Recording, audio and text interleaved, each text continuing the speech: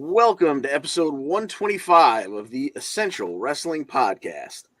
Now, indulge me if you will for just a moment, folks, and I promise I'll bring it back around to wrestling.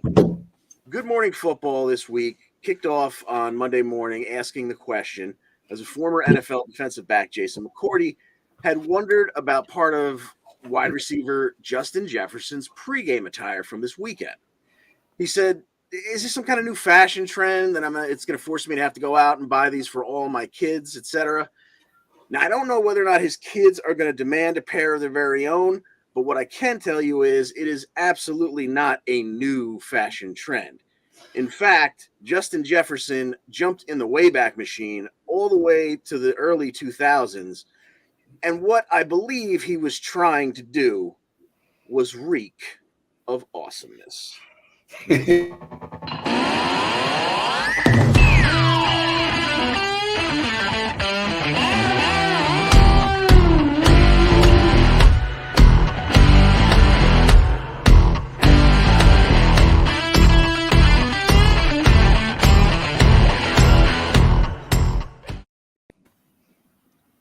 Ladies and gentlemen, welcome and thanks for joining us. I'm John DeConti, keeping the driver's seat warm for our buddy Karl, who's off doing grown-up things, the poor bastard.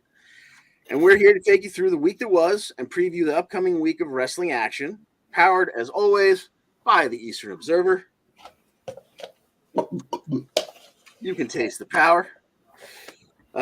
Here with me, staying up late across an ocean, is our expert on all things UK and soon to be all of Europe, Gary Mehaffy. Gary, how are things overseas today, sir? I'm doing well now that we're all back on an even keel. That our clocks have changed and your clocks have changed, and I know where we are. We're fine. So now we're back to 5 hours difference, right? Yeah. We're GMT minus 5. You're in GMT. All right, and also here with us is our NXT guru. And number 4, John Smith. Welcome, John. How are you this evening? Doing great, man. I'm still rolling with these Jets outfits until we start losing again because, I haven't got much to brag about the past 10 years. You always see me in my Jets hat. Sure. But that's just a byproduct of me not owning any other hats. We're gangrene, keep rolling and representing gangrene every week here as long as they keep winning, right? Fingers crossed. Buffalo, they injured Buffalo's quarterback too, so they might lose this week, and that puts us in first place. What an insane world we live in. Bizarro world, right? Okay, on tonight's show, we've got some recaps from last week where AEW had a handful of title matches. We'll try to make sense out of them, and as we get ready for what will no doubt be a 20-match full-gear pay-per-view card, they welcomed a new face, although it was not a new face to any of us. And what the hell was that about? Raw seemed to unofficially retire a title last night, but because Nikki Cross looked like Shaq at the foul line, we're not exactly sure where that stands. SmackDown saw an excellent title defense last week and has another big title match coming up this week. Impact gets a rare main event spot on our show this week as they have a Knockouts title match coming up on Thursday. And we'll have plenty to say about the premium live event from Saudi Arabia this past weekend. But because I'm terrible at organizing this show, we're going to kick off this schizophrenic rundown with a trip to last week's NXT. And of course, our picks are brought to us by ProWrestlingPick'em.com, a graphic that I forgot to run last week because it's only the most important one on the show. Play against your friends, play against the universe, and fellas, she'll like it too. All right, here is our standings. Where are we going? Where's the Raw roll-up graphic? Crap. But an accredited W. That wasn't supposed to be on volume. Sorry. No worries. All right, here's where we stood with the Raw roll-ups going into the week, with AEW still holding a 5 roll-up lead on Raw. And coming out of. Can we just go? There we go. Jesus, you'd think I'd get the hang of this after 3 times in 4 weeks. Okay, let's go to last week's NXT before I manage to screw this up any further. We started off with Braun Breaker in the ring. Pretty Deadly came out and interrupted him. They make fun of Braun, saying how they should get all the attention. Wes Lee came out. All of a sudden, we've got 4 titles in the ring. They start yapping at each other. There's a challenge posed, and that will take us to the main event. Along the way, we had Mr. Stone get in Braun Breaker's face, tell him that Von Wagner's the one man bigger and stronger than him and is going to take his title. We had Apollo Crews saying he was here to go after Braun, and he can't believe he's had to chase him this hard, which brought out Von Wagner to tell him, don't even bother because I'm the future, blah, blah, blah, blah, blah. It all takes us to the main event where Pretty Deadly would actually put the tag titles on the line against the other 2 champs in the company, Braun Breaker, the world champ, and Wes Lee, the North American champ. Gary, tell us how this one played out. Oh, do you know what? It was great, and there's some stuff in it that just made me genuinely marvel, which I'll get to in a wee second. But you had Kit Wilson and Wes Lee started it off, and there's a bit of back and forth. Braun Breaker hits a moon, comes in, hits his moonsault. Elton Prince with a right hand, but Breaker broke it up, and it must be said he ran the ropes at one point as if he was Nathan Fraser. He ran it so quickly, and he ran into, I think it was Elton Prince. I thought he killed him. Breaker was flying across the ring. At one point, Breaker and Lee had a double Frankenstein or a double Hurricane Rana, sent Pretty Deadly both outside. But as we come towards the end, Breaker had been in, had a double suplex, and he'd kept up. Lee was on the top rope after he'd hit a super kick, but Carmelo Hayes runs in, shoves Lee off the top turnbuckle, and allowed Kit Wilson to roll him up, and Pretty Deadly retained and got the 1, 2, 3. And cha-ching, a Raw roll-up for the folks down there at NXT. All right, and then afterwards, you had Lee taking out Mello, who got involved a little bit. Apollo Crews is watching from a backstage monitor as Von Wagner drops Breaker with a big boot to the face. JD McDonough comes along and tells Crews that his visions are going to be tough to see come to fruition with his detached retina. Once again, going back to the fact that JD is this scientist of the body and he's going to pick people apart. So we'll see where that goes. But what we do know in terms of JD, maybe he goes to Apollo Crews next. But as for tonight, here's one that just may be a winner is you moment for the week, because with no build-up and no announcement, and my least favorite part of doing this show when I'm in the driver's seat is the fact that I actually have to go on Twitter and see what matches they announce last minute out of nowhere with absolutely no build to them. But here's one I did not mind finding. We're going to see JD McDonough taking on Axiom tonight on NXT. Gary, how do you see this one working out? I think because we were talking beforehand about some wrestlers who've been in and out and disappeared, and I think that Axiom could do with the win, but I can't see that happening. It's going to be an unbelievable match, but I think that JD is going to take it. Okay, John Smith, how do you see it? Yeah, Smart Money says JD takes this one because he's lost some main event stuff, but this could also be the beginning of a slide for him. Maybe he starts to go a little crazy because he seems to be a little crazy to begin with. Maybe he starts to go insane or something. I'm gonna go with Axiom winning this one. Okay. Yeah, I'm gonna go chalk. I'm gonna take JD, but I wouldn't be surprised, like you said. It didn't get like heated between him and Apollo, but what if Apollo comes out and maybe gets involved a little bit, winds up costing JD the match, and that's how they set up the two of them off to the side while we get maybe Breaker and Wagner, or who knows what's going on in the world title picture there. So, yeah, I'll go with McDonough, but I won't be surprised in the least to see Axiom take it, and as I think we all agree, it's going to be an awesome match. Wrapping up that opening segment from last week, kind of as everyone was leaving after the tag title match was leaving, the discussion that led to the title match, the tag title match. R-Truth made his way out. He had some words the previous week with Waller. They were going to go at it, and this one, I'm sure it was obviously supposed to go a little bit longer. He hit a tope, hurt himself on the landing. He was grabbing for his leg. So Grayson Waller won by doctor's stoppage. Afterwards, Waller got on the mic and told us how he's the most dominant superstar in the company and blah, blah, blah, blah, blah. And coming out of those segments, we will get tonight, the Grayson Waller effect will be back. And do you think this one's going to get a little bit physical? His guests will be Braun Breaker and Von Wagner. Nothing could possibly go wrong there, right? So that one, that was an unfortunate. We didn't get to see the ending of that match. Not that I don't expect that Waller would have won it.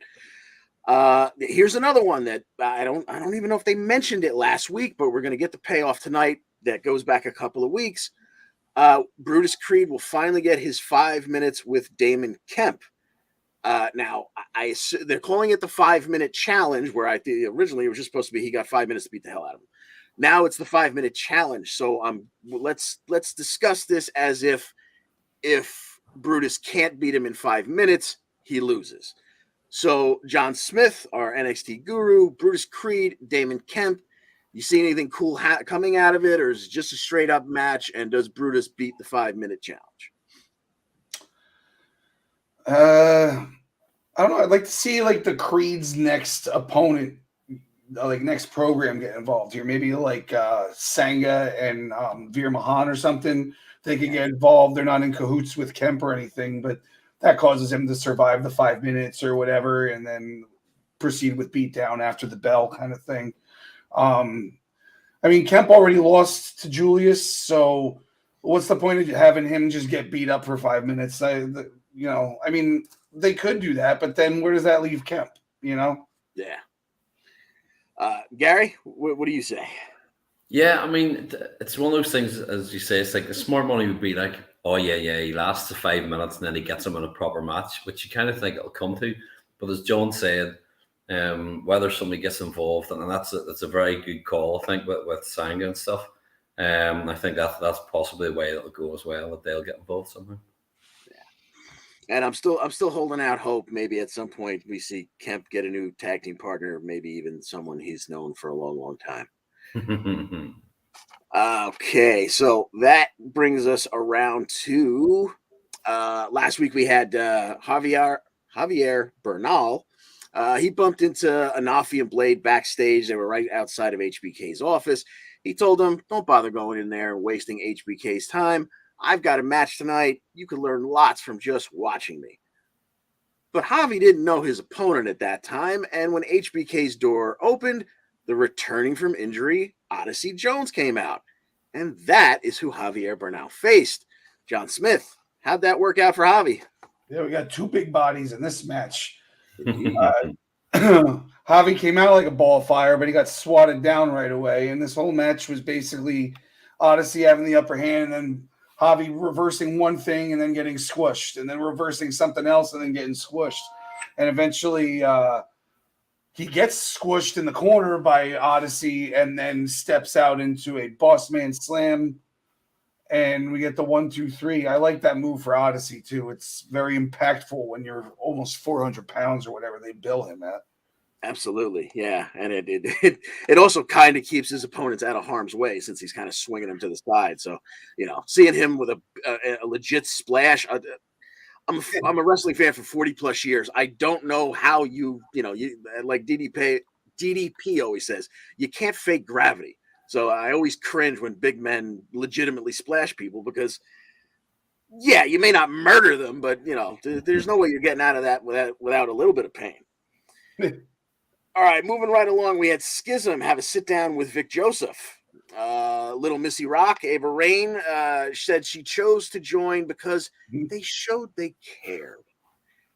Then we cut to Cameron Grimes on social media saying it's a shame that Ava was brainwashed. Back to Ava, she absolutely disagreed and said that Grimes will pay for his words this week when he faces Joe Gacy for the last time. And they put a lot of emphasis on that. So Is he going to get a super duper beatdown and then get sent to the main roster? Or is there going to be some kind of, I don't know, indoctrination, brainwashing, and he becomes part of the group? Either way, we've got Joe Gacy and Cameron Grimes tonight. Gary, how do you see this one working out? I do think you're right. There's been a lot of rumors about him heading to the main roster, Cameron Grimes, and as you said, like a big beatdown to send him on his way would be good. But my only thing is, if they do the big beatdown, then the payoff for that is him coming back to fight him again. But I do think I can see Joe Gacy win it though, and they almost sarcastically wave him out as he walks out of the performance center. So I'm going to go with Joe Gacy. All right, John Smith, what say you? Yeah, I'm gonna go with Gacy also. I hope they don't bring Grimes up just yet. I think he's got unfinished business on the NXT side of things. You know, that world title I think belongs on his resume before he makes it up to the main roster. You know, he's kind of like, to me, he's kind of like the new like Johnny Gargano or the new Sami Zayn, like the new like fan favorite underdog type guy that, you know, I think he should eventually get that belt so everybody can have their moment, you know?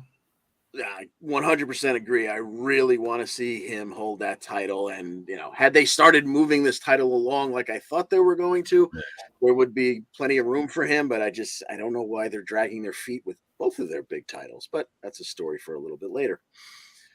Okay, then next we had Kiana James backstage. She gives her lovely assistant Giovanna, or she hasn't really put a name on her yet. Her real name is Giovanna. I think she's called her Gio once or twice. She gives her something. She gives her a manila envelope to go deliver. She takes off. In the meanwhile, Andre Chase is getting Thea Hale pumped up for her big rematch. But they go over and they show the Chase U flag, and it's all alone because we just found out days prior that Bodie is gone now, and who's going to carry the flag? Suddenly, a very hyped up Duke Hudson bursts into the screen. He's ready to carry the flag for Chase U. We go forward. Kiana James versus Thea Hale. Gary, how did this one work out? This is the winner's me in so many ways. This match, it has to be said.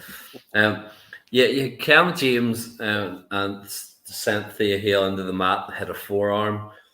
You had Hale coming back with some clotheslines and a drop kick to Kiana James' knee, and then she had a crossbody. But where this all played out as we headed towards the finish, Kiana James was going for a pin, but Duke Hudson at ringside put Thea Hale's foot on the bottom rope.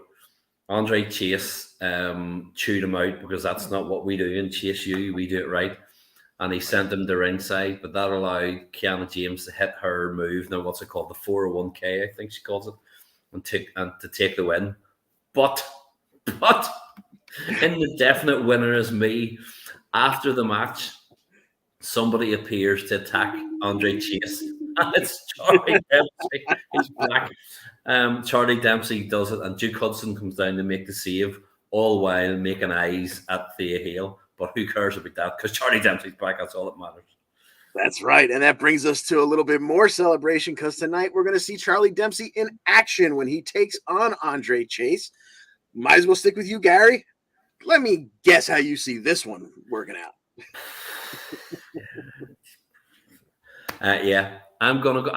Charlie Dempsey's gonna take it. I do think it will be because Duke Hudson will do something accidentally stupid again towards the finish of it. But yeah, Charlie Dempsey will take the win. Okay, John Smith, are you going to jump on board with the Chase U just to put you and Gary at odds like you seem to love to be? Not this time, no. We're going to definitely get our entertainment off of Andre Chase during the match, but I don't see it going very long. I don't think we're getting a 12-minute banger out of this one. We're looking at like 3.5, 4 minutes. Chase gets his stuff in and gets beat up otherwise. There you go. Yes, I have to agree. This is Charlie Dempsey's all the way. Whether it's, I think the only question is whether or not Andre Chase gets put to sleep by some excellent submission by Mr. Chase. Just tacking one last thing on to the end of that, Josh Briggs, Brooks Jensen, and Fallon Henley are hanging out backstage with Mackenzie, and they're interrupted by Kiana James's assistant, Giovanna, whatever you want to call her. Whatever that envelope was, she delivered it to Fallon Henley. Henley looked at it, kind of chuckled about it. To be determined. We don't know exactly where that one's going. Toxic Attraction came to the ring. Mandy had her 1 year anniversary of her title reign. Blah, blah, blah. Put some respect on her name. Blah, blah, blah. Ring fills with smoke. Alba Fire attacks behind the smoky distraction. She puts Gigi through a table with a gory bomb. She says that she's taking out Gigi this week. She'll take out JC next week. That would be tonight. And in 2 weeks, she's taken that title. They haven't even necessarily booked that match yet, so we're not going to pick it, but look forward to that. That should be a lot of fun. You know what? We were off last week, so we didn't even get to discuss the first time this happened, but last night for the second time, we heard a voicemail from this new character, Scripps, Scrypts. It's Did you mute yourself, John? Sorry, yeah, I was just saying I would like to buy a vowel. Yeah, exactly. We have no idea who this is, but judging by his speech pattern, I still don't have just some of the things he says. I know he's trying to be poetic. Some of them that wasn't real English, so I don't know where they're going with this. We saw him last week spray paint his name on the outside of the building. Hopefully he now makes his way inside so we can, figure out what's going on here. Another vignette that we had that I don't think we got to talk about last week as well. I don't know what his name coming back is, but Dijakovic, Dijak, whatever you want to call him. We saw T-Bar's mask burning once again. And the quote was, "My eyes are no longer shielded. Business is unfinished. The new order of high justice is upon NXT. And it's not about anger or frustration. It's about authority. My authority." So apparently he's coming back, and we will all have to respect his authority. Next, we had Valentina Feroz once again asking Sanga to be in her corner. Once again, Veer Mahan popped his head in, and suddenly Sanga was otherwise involved and could not help her out. But she's on her way out to the ring. She has a match with Cora Jade and John Smith. How does this one go down? It doesn't go very long.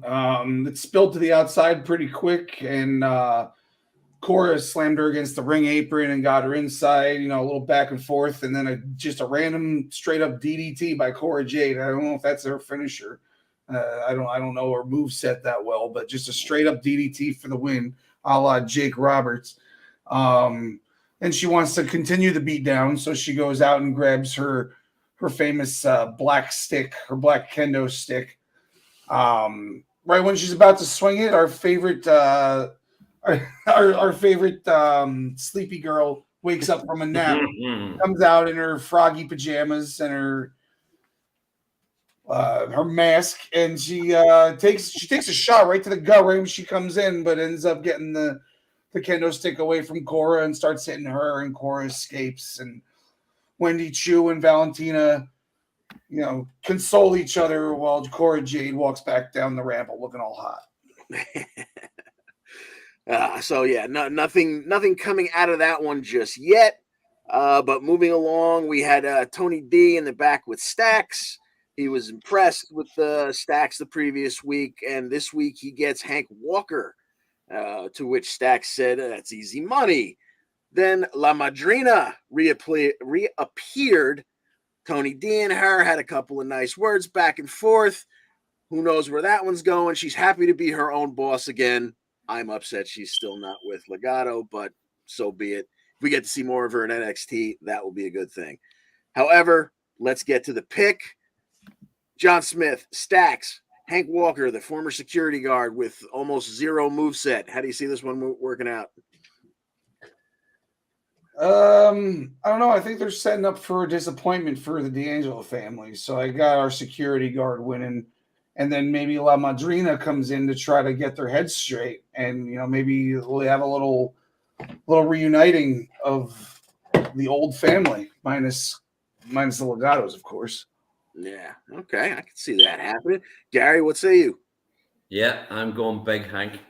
That's a guy I quite like. There's just something about him I think is going to click with everybody, and so I'm going Big Hank. All right, I'll make it a clean sweep there. I could see that happening, and plus, I hate the D'Angelo gimmick anyway. So anytime he's frustrated, I'm happy. And that brings us to the headlining of tonight. Nikita Lyons and Zoe Stark. Zoe was throwing little temper tantrums last week on and off. She gets into it with Indy in the locker room after she throws down her bag. They go out and have a match. Zoe is getting ready to cheat. You know, she's on the outside with Indy, and she's looking to she's gonna power bomb her on the announce desk. Nikita Lyons is there to calm Zoe down and tell her she can beat her in the ring. She doesn't need to do this kind of crap. They roll back in, and Indy almost immediately delivers a big boot to the face and a forearm smash to the back of the head, and she gets a clean victory on Stark. Zoe Stark is now furious.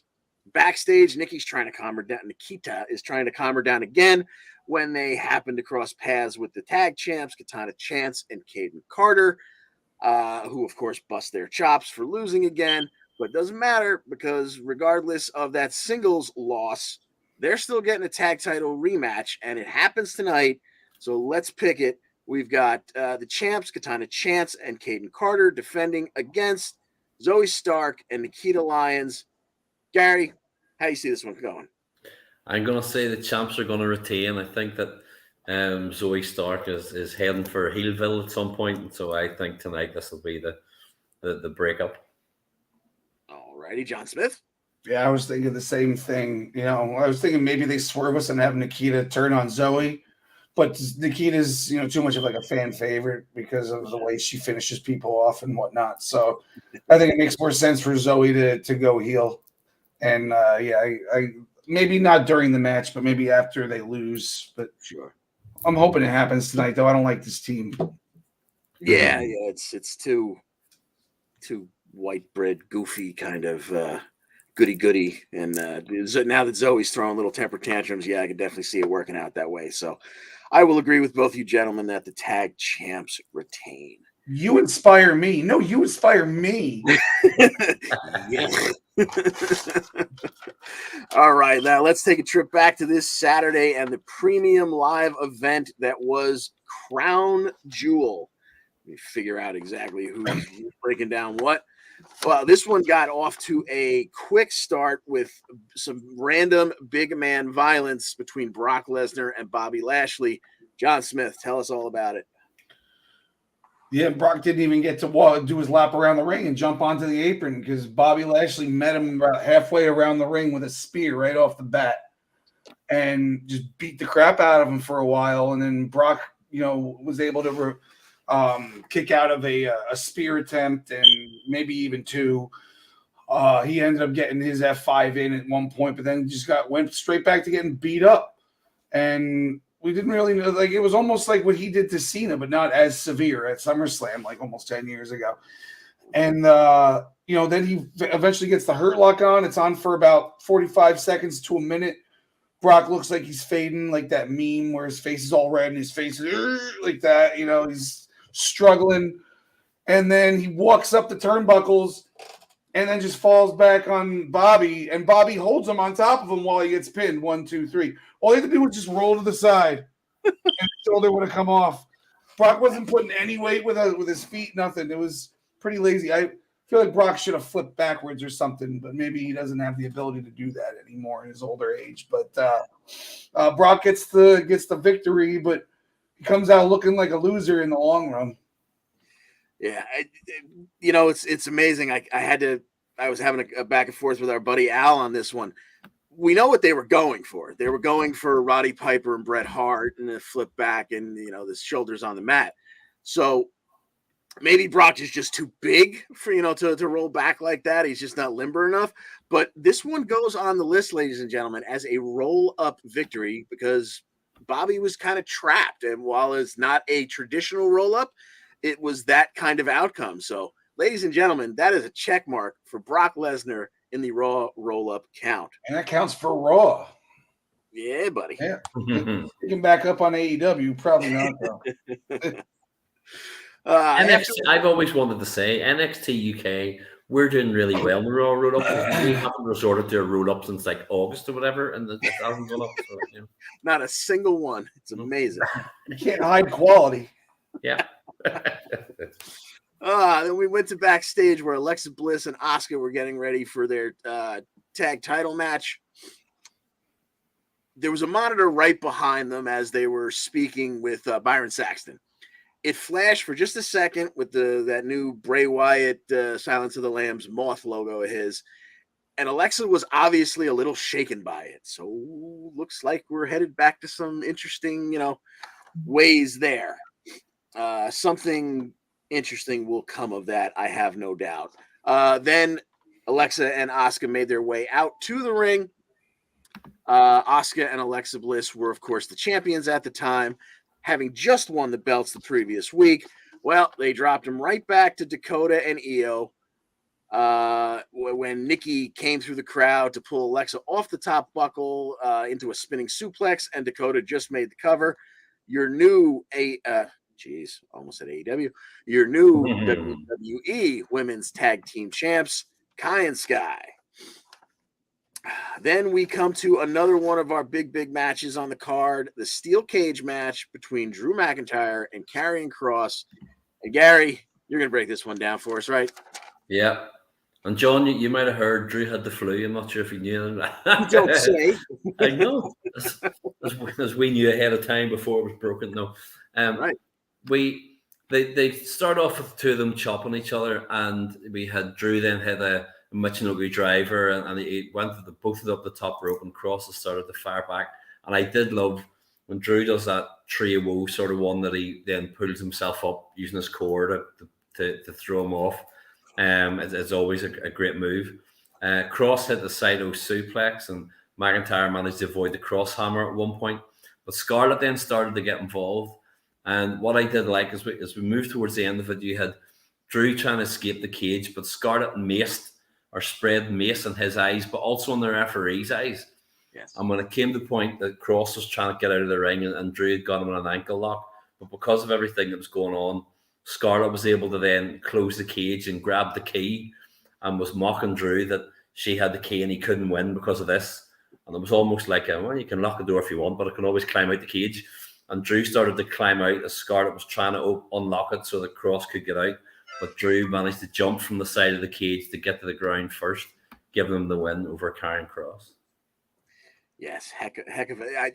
As soon as they set that match up, I'm thinking to myself, you want a gimmick match because you just had a match between the two of them and she got involved. But literally, if we had done the breakdown last week, my comment was going to be, Mace still goes through chicken wire. I don't see how that makes him any safer. And, so she got it again. But way to go, Drew McIntyre. It needed to happen. I don't think this is officially, as we've seen a lot. I've seen a lot of idiotic comments saying this was Triple H changing his mind on Karrion Kross. He's buried now. It's over for him.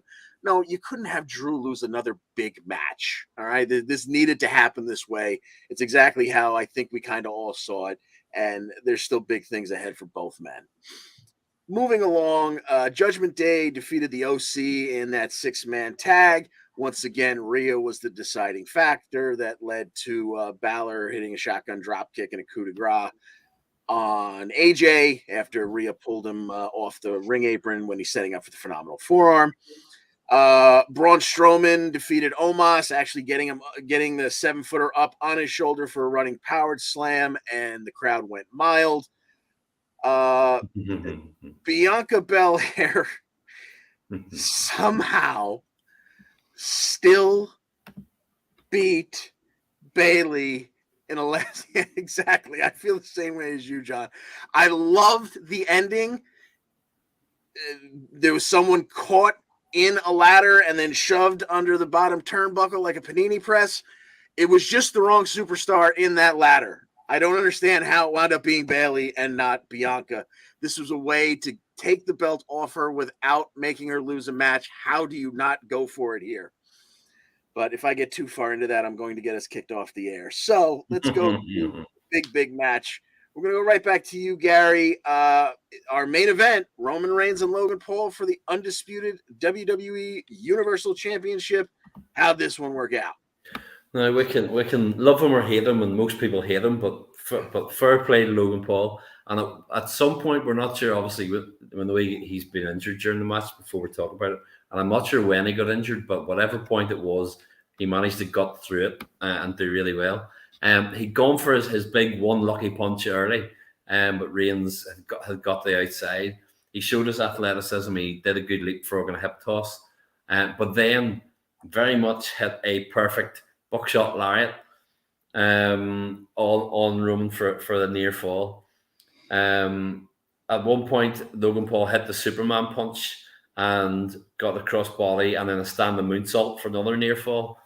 And then, if the Spanish announce table had been there, it would have been the Spanish announce table, but obviously it wasn't. It was the Arabic announce table, I think, that Logan Paul cleared and did from the top the Shane McMahon splash crossbody onto the table, but he did it while taking a selfie, and I've watched it, and the video looks amazing. As we said, it has had millions of views. It really has. It looked really, really good. But at this point, the Bloodline showed up and started to take out anybody who was with Logan Paul until Jake Paul then appeared, knocked the two Usos out. And as he was going face to face with Solo Sikoa, it allowed then Reigns to eventually hit the Superman punch when Logan Paul came back in, and then he speared him to take the win. So the Tribal Chief retains. Yes, indeed. And ladies and gentlemen, that is your main event, but I purposely kept this one till last because it's going to roll over into our next segment. We had one more set of titles on the line in this big show. The Usos defending those undisputed tag titles against the Brawling Brutes. John Smith, how did we do on this one? Yeah, this one got off to another fast start. It's almost like they were told they had 5 less minutes than they were planning on. Because we got I forget what the move was, but a big move by Butch, right off the bat, and it just fast forwarded the match into okay, the guy's already beat up in the ring, and now we got to start getting our double teams in. But from there, it just it was chaos. Lots of double teams, lots of Butch getting his butt kicked for a good 5 minutes before Ridge Holland came in for the hot tag. Then lots of false finishes. At one point, there was a double team move by the Brawling Brutes that you could have sworn would have been 3 because you didn't know where Jay was, and then Jay just came flying in out of nowhere. Excuse me, I lost my voice on Sunday at the Jets game. So then, eventually, we get a double splash by the Usos, and Ridge Holland comes in for the save. The Brutes have the upper hand again, and then Jay ends up in the corner and gets the blind tag from Jay. Butch doesn't notice it. Butch hits him with a kick and then climbs up to the top, but then gets super kicked and then stalled out for a moment while they set up for a 1D off the second rope. I saw it written as a top rope on something, but Jay was on the second rope. Butch was on the top. Jay was on the second rope, and we get the 1D off the second rope for the 1, 2, 3, and a really good match for being as short as it was. I saw in your results it was only 11 and a half minutes or so, and it did not feel like that. It felt like a 15-minute match. So but whatever if they cut anything, they cut the right parts. Yeah, exactly. Yeah, because you usually get your 5-minute feeling out period, and then you go into your sprint. And like you said, this match was the sprint right from the start. So.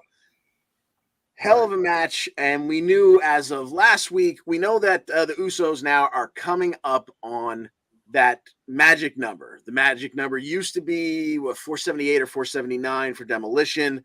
It was surpassed by the New Day. The new number is 483. When we get to SmackDown this Friday, they won't be at 483, but if the Usos get past that day, by the time they have a chance to wrestle again, they will. So, Friday, the New Day will be fighting for their legacy, their record, and the Universal Tag titles. Gary, we're going to get you out of here on this because I know it's late where you are. Just help us make this one last pick. Who do you see walking out of Friday's SmackDown with the undisputed tag titles? I always thought that it would be good for the New Day to kind of be the ones that beat them and do it and stop them breaking it. But I think when you've come this far, I'm going to say the Usos are going to win it.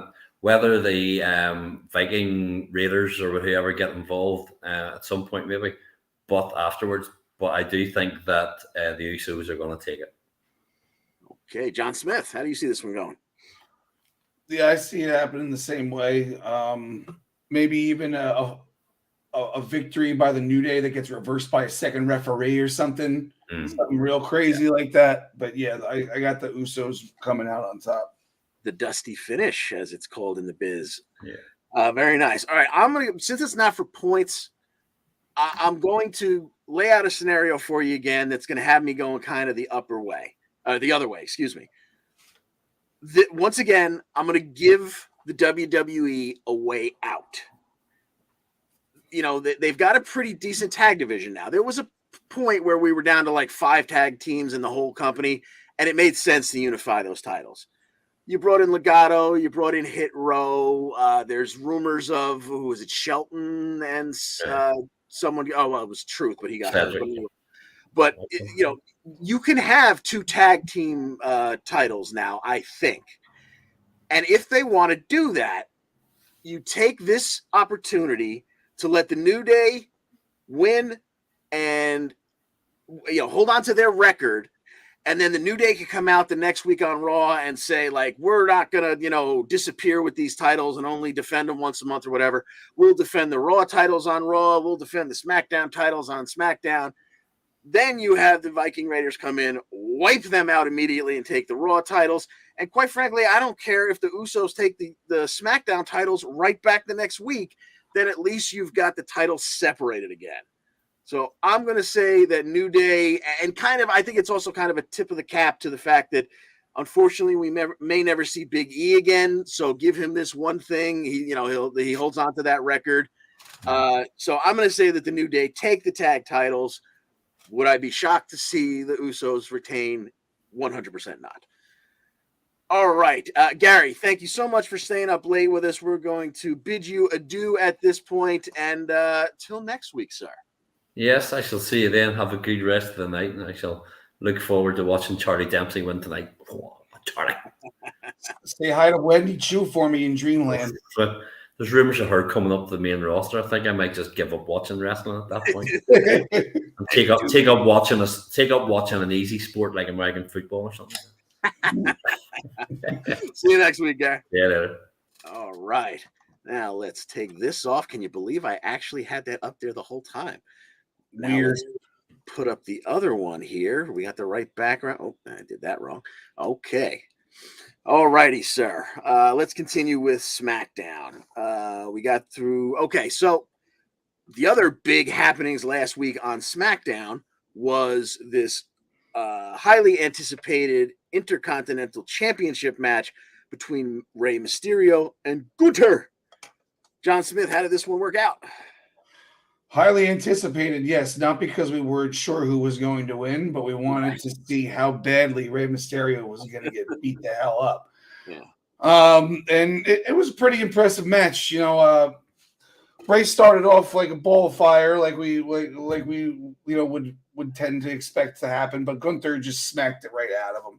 You know, put him up on the top turnbuckle with his belly facing the ceiling, slapped him, brought him out to the outside of the ring, power bomb on the edge of the apron. Spirited contest by Rey. He got some reversals in. At one point, he was getting body slammed, but he wouldn't let go with his legs and arms. Yes. So Gunther was trying to like pry him off, and he couldn't. So they threw him on his shoulders, but then Rey turned it into one of those crucifix bombs where he kept the momentum going, kind of thing. That was pretty cool. Yes. Another time they ended up on the top rope, and Gunther picked him up for a power bomb from the top rope, and then got Hurricane Rona'd. You know, back and forth a little bit more. Eventually, Gunther hits the power bomb, and you think it's over there because he always wins with just a straight power bomb, and that wasn't enough. So then he just pulls up Rey by the hand, and then clotheslines the heck out of him. Oh no, but that was after a reverse and a 619. Sorry. Right. Rey got a 619 in because he has to. but then Gunther kind of reversed it and then picked him up, but just by like a short arm clothesline, but from the ground. He was ragdolled him up into the air and then clotheslined him straight back down for the 1, 2, 3. Something that you would expect Gunther to do. I love how he wins with regular moves. It's the greatest. Yeah, but with always a little extra violence on the. Oh yeah, regular in concept, not in demonstration. Exactly. Yeah, that was. I mean, that was everything you could have hoped for it to be. You know, like you said, we weren't really wondering who was going to come out with the IC title. It was just a matter of how many chunks of flesh were going to be taking out of Ray's chest, and there was an adequate amount. All right, moving along on that card, we had Liv Morgan beating Sonya Deville in an no DQ match. When Sonya powerbombed Liv into a pile of the steel chairs, Liv recovered and eventually hit Sonya with the Oblivion into the same pile of steel chairs for a 13-minute, 44-second win. We had Shayna Baszler choking out Natty Neidhart, and afterwards, her buddy Ronda Rousey was there and kind of got in her ear, and just for good measure, she pulled off her knee pad and cracked Natty's jaw after the final bell. I love the idea of Ronda and Shayna being absolute killers. I don't think it needed to. I would have loved to see them go after the tag titles first, then fight each other. You know, obviously, eventually they're going to turn on each other, so it's just a matter of time. But for a while there, I'm going to enjoy seeing them be killers side by side. I'd like to see them be like 2-year tag team champions. Like, yes. In reality, nobody could be that duo. Yeah, 100%. That yeah, Hunter, we're helping you book here, buddy. Come on, just listen. This is free advice. All right, then we had another interesting match. Our old pal from NXT, LA Knight, he took on Ricochet, and his undeniable Kavorka caused some trouble before the match. John Smith had to work out. I'm sorry, it was LA Knight, and who was it? Ricochet. Oh, okay. I forgot that I was going to be going over this, so I don't really honestly remember how it went. I know that LA Knight ended up winning because that's what matters the most. But unfortunately, I don't have a synopsis for you on this one. No problem. You know what? I might have that might have been the one I was gonna send to you, and I was gonna give to you, and then I never scratched it out after we switched on the fly in pre-production. So let me give you a little bit. Ricochet attacked Knight before the bell because Knight was kind of making eyes at the ring announcer. What the hell is her name? Samantha Irvin, who is Ricochet's girlfriend, apparently. And I guess last week she screwed up LA Knight's where he came from, wherever he's being billed from. So he was kind of like talking to her ahead of time and pissed Ricochet off. He went after him. And they went back and forth for almost a good 10 minutes. It was a really good, fun back and forth match. Ricochet hits the O'Connor roll. Knight uses the tights to reverse it. Then, still holding on to the tights with one hand and the ropes for the other, he gets the cha-ching roll-up victory, and LA Knight gets a W. And we move along. We had Emma backstage talking to Megan. Xia Li interrupted to tell Emma she was weak, so Emma hit her upside the jaw with an elbow strike. Coming this week, we're going to have the first ever SmackDown World Cup, but it's kind of also the same stupid Best in the World tournament that Shane McMahon won. Looks like that same cup there. So it's supposed to be an 8-man tournament, and they've even they didn't really tell us anything about it, but in the commercial, one of the people that they show is Gunther. So I don't know if the winner's going to get a shot at the IC title or if Gunther's going to be in the tournament, but I guess we'll get some more information on Friday. Maybe it's maybe people are going to be representing country. Like there might be only one American in there, and then etc. This just sounds like King of the Ring. Otherwise, yeah, exactly. So King of the Ring something else. Yeah.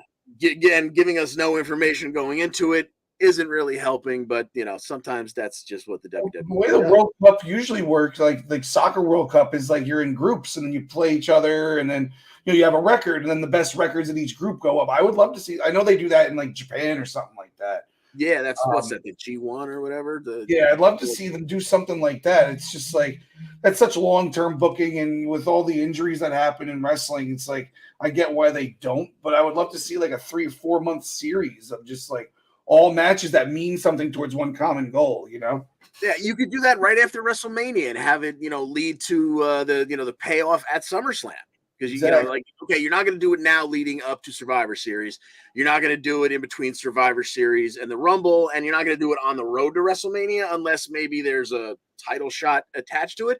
But in that dead period where you get, the future endeavors and some of the call-ups right after WrestleMania, that'd be a perfect place to do it. Word. Anywho, so that's going to start this week. And the one other match we have to pick, once again, came out of just kind of a promo. We had Legado sitting down. Santos said that he respected Shinsuke Nakamura, but after Shinsuke decided to join Hit Row and face Legado, well, now Santos has no choice but to make an example of him. John Smith, what do you see it? How do you see it playing out? Santos Escobar and Shinsuke Nakamura. Too soon for Santos to be losing a match like this solo. I know they lost a 3-on-3 tag match already. So yeah, obviously they're like Zelina will get involved, and the other two Legados at the same time. But yeah, I got Santos winning here. Yeah, I agree. It's like you said, too early. You just they still got that new call up stink on them. All right, that's going to do it for SmackDown. We'll roll forward to Raw, and let's see if we can make any sense out of this. All right, so we already talked about the fact that we know that the New Day and the Usos are going to go at it on SmackDown last night on Raw, just to get us nice and primed for it. Yeah, this one was mine, not yours, so I could fast forward to it. We got the Usos teaming up with Solo. Because the New Day were telling them how they built their legacy on their own and not on their family dynasty, which, of course, the Usos took offense to. And for some reason, Matt Riddle had to come out and get involved, him and his bongos, or his bong, as he likes to refer to it on TV for some reason, so we can all get a nice giggle. They had a 6-man tag match where Solo Sikoa made an ingenious blind tag and stayed off the apron until it was time. Riddle hit an RKO on Jimmy, but Jimmy's not the legal man anymore. Sikoa comes in, hits the spinning Solo. It was an almost 21-minute match. It was really, really fun match. And the Usos and Solo Sikoa won the match. And they're headed into their big title match this week on SmackDown. All right. Now, like I said earlier, I know you're not the biggest fan of Seth Rollins, but Seth Rollins was all over this Monday Night Raw this week. He started out telling us about he was coming out for a U.S. Open Challenge. The Judgment Day came out. Finn kind of got in his face like he was going to accept the challenge. But then the OC came out. Suddenly, within a couple seconds, we realized it was Finn talking to AJ, and Seth said, well, it looks like I'm not needed here. And he just kind of ducked out. So backstage, we had who's the really hot one back there? Kathy Kelly ran down Seth Rollins, and he said, "Oh, don't worry, the Open Challenge is still going to happen." Meanwhile, Judgment Day are going at it with the OC, and finally, we found our perhaps answer to the Rhea Ripley problem. Mia Yim made her surprise return to kind of unofficially join the OC. So now at least we've got 4-on-4. We've got one woman to take care of the other woman. We'll see how that works out. Then Seth comes out later in the show. This is going to be the main event. Once again, he's having that Open Challenge. And Mustafa Ali tries to accept via the Tron. But somebody else had a different idea. John Smith had this one work out. Yeah, a very pissed off Bobby Lashley had a different idea. So he beats Ali out of the way. He comes out. He's not even done posing in the ring. His music's still going. Seth Rollins is sitting there with his stupid fur coat, and Bobby goes to go up to pose on the second rope, but instead turns around and just starts beating the crap out of Seth. Tosses him out of the ring, beating him all over the outside. Seth, has a nice little comeback for a second just to make himself not look so weak. But Bobby just beat the crap out of him all over the place. So, ran him into the post a couple times, spear, whatever. Then we go to commercial after a spine buster through the announce table. So when we come back from commercial, the first thing you hear is Austin Theory is cashing in his money in the bank on Seth Rollins. What? Isn't that contract for a world championship match? Isn't that what they always call it? It's usually the gimmick. Audible that they want to go for. I like the idea of the NXT thing. Yeah. Him going back to that roster and dominating down there for a little while. This, I don't know so much. So Theory comes out, cashes in his money in the bank. Seth Rollins gets in the ring.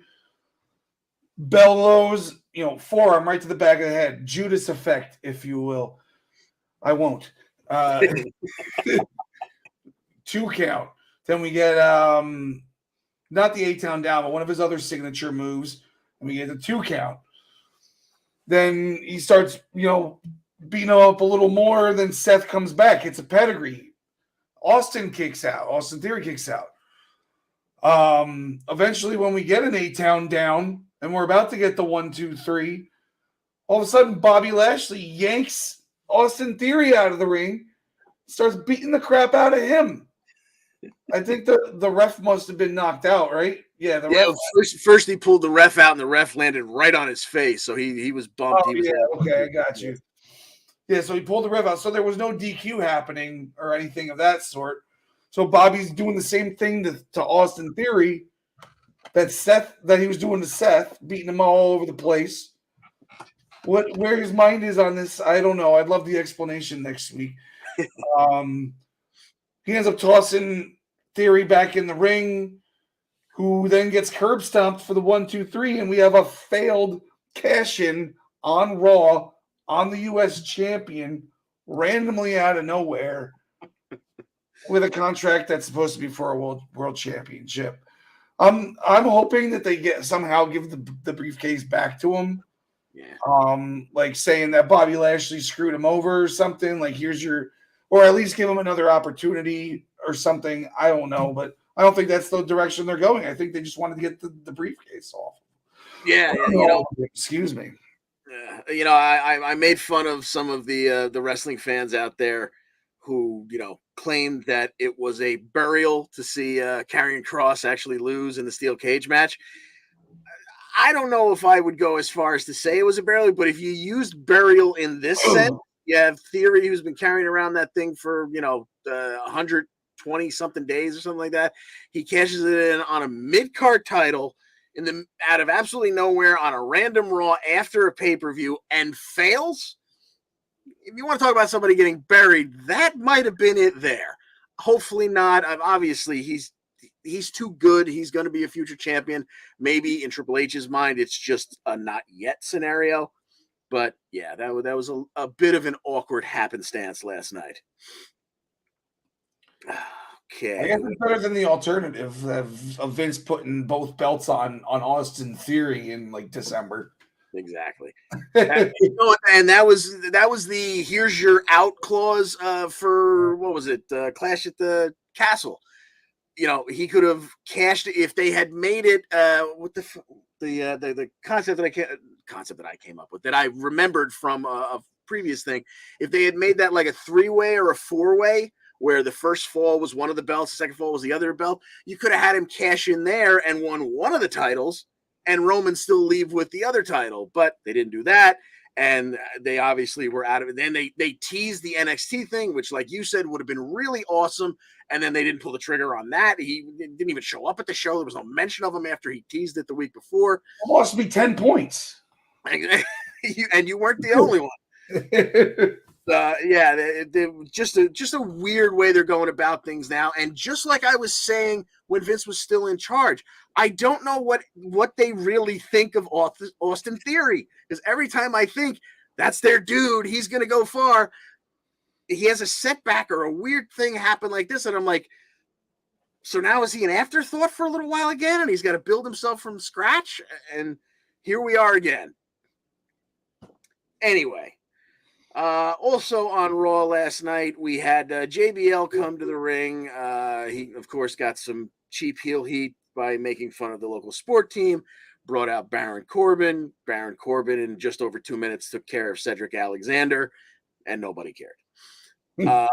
Otis fought Elias. This one was also sub 3 minutes, but it was, it was fun because Otis is fun and Elias is pretty good. And of course, we had Gable there to shoosh us all, so that's always a lot of fun too.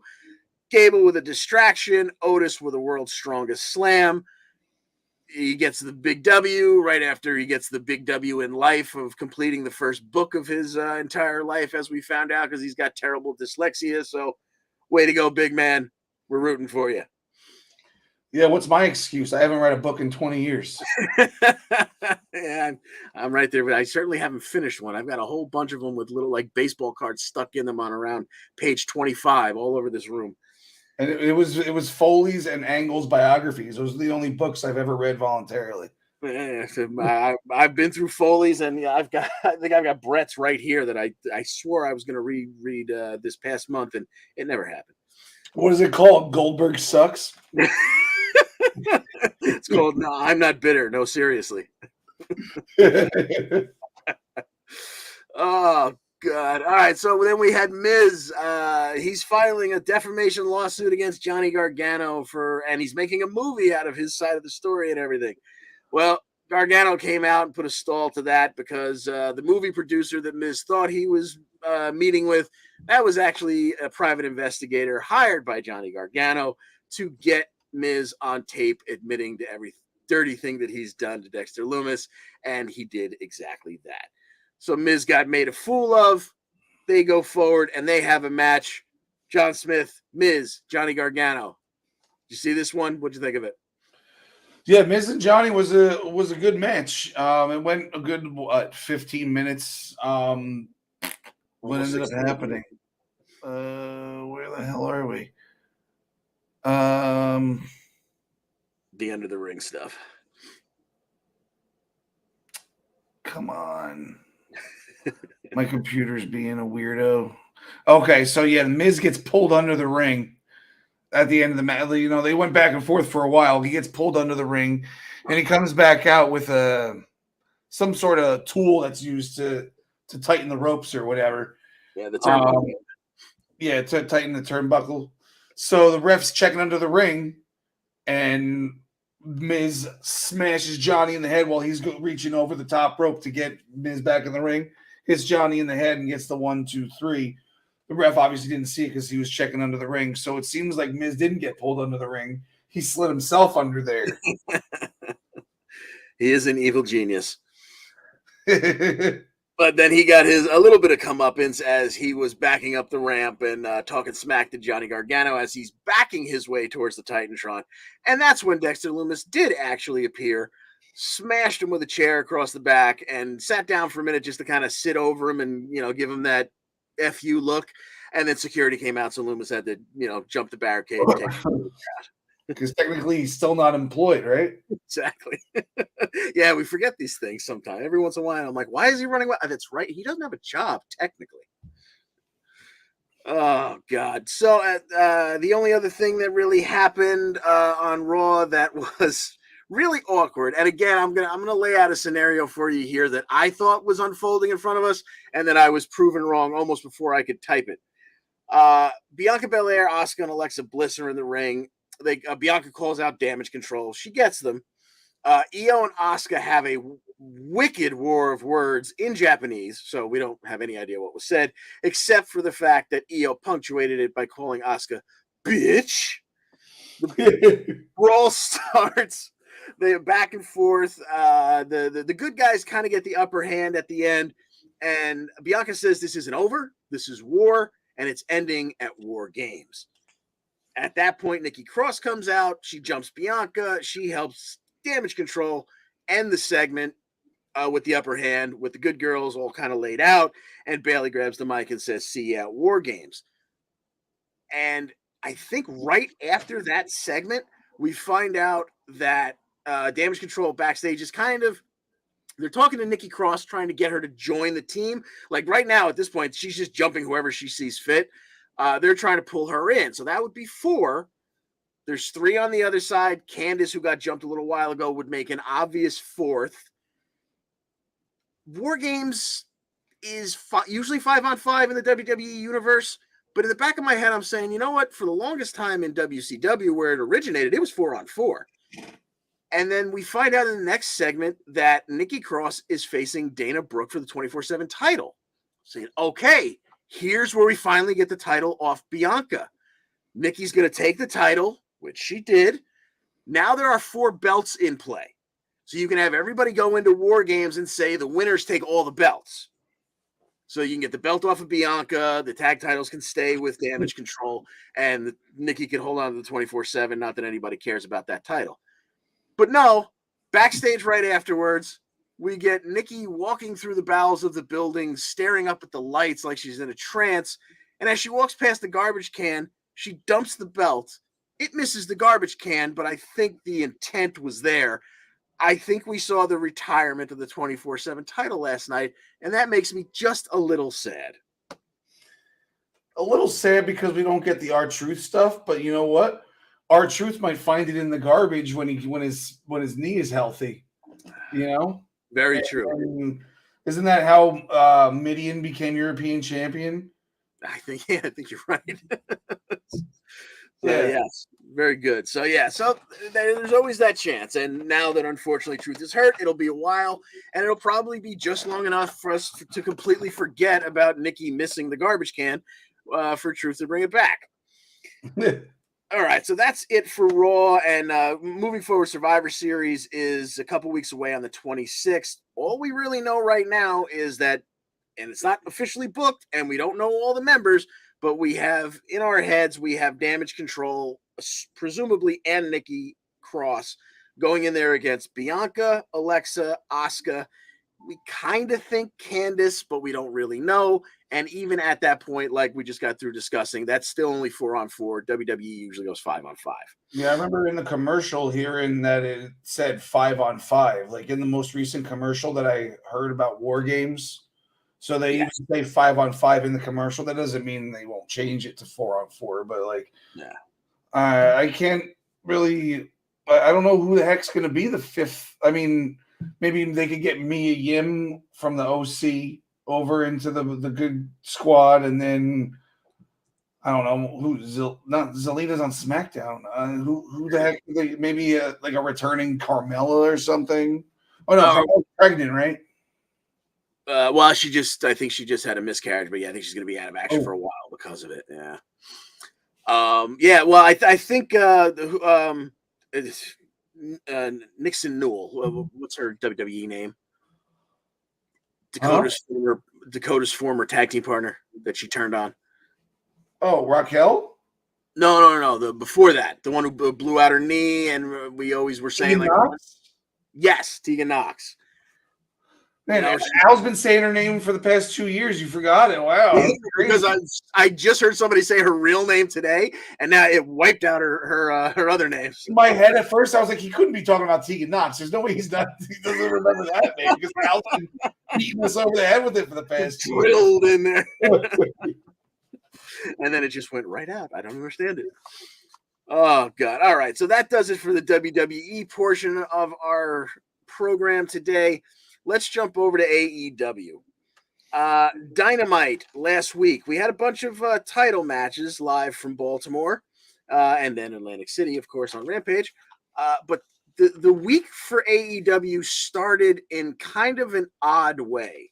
Our very first match out of the chute was Jay Lethal versus Darby Allin. No title on the line there, but there were some hard feelings there.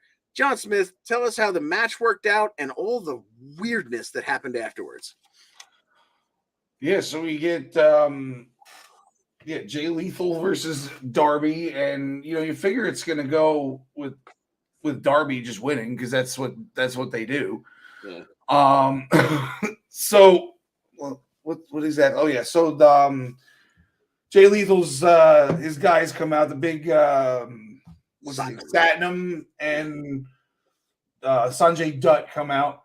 And Darby ends up diving through doing a tope suicida or whatever, and just bounces off of Satnam. Like he didn't budge. nothing. But that just gets them tossed from ringside, even though Darby attacked them.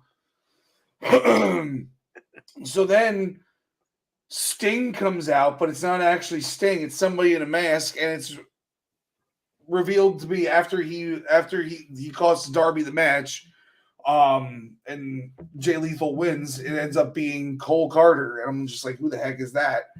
Which I felt was very AEW to me. But then they saved themselves a little bit by like giving you a swerve that's like, who the heck is that? And then all of a sudden, Jeff Jarrett is standing behind Darby Allin with a guitar. Darby turns around and gets smashed over the head. There was plenty of baby powder inside of that thing. And just laid there for a good 5 minutes while Jarrett cut a promo over his dead body. And he said there's going to be plenty of body bags. I don't know if that's a thing that he used to say, because I've never seen him as a main eventer. I just remember him as like Intercontinental Double J back in the 90s. I never watched him in Impact or like late WCW. So I know he called us all slap nuts, which was cool. And he made fun of the AEW fans, which I was down with because they're what's ruining the internet wrestling community. But other than that, like, why is Jeff Jarrett back? He looks in good shape. Is he here to actually wrestle? Like, now that he's a Hall of Fame, 2-time Hall of Famer? And this is my thing with this scenario. If you're going to bring Jeff Jarrett and the decades of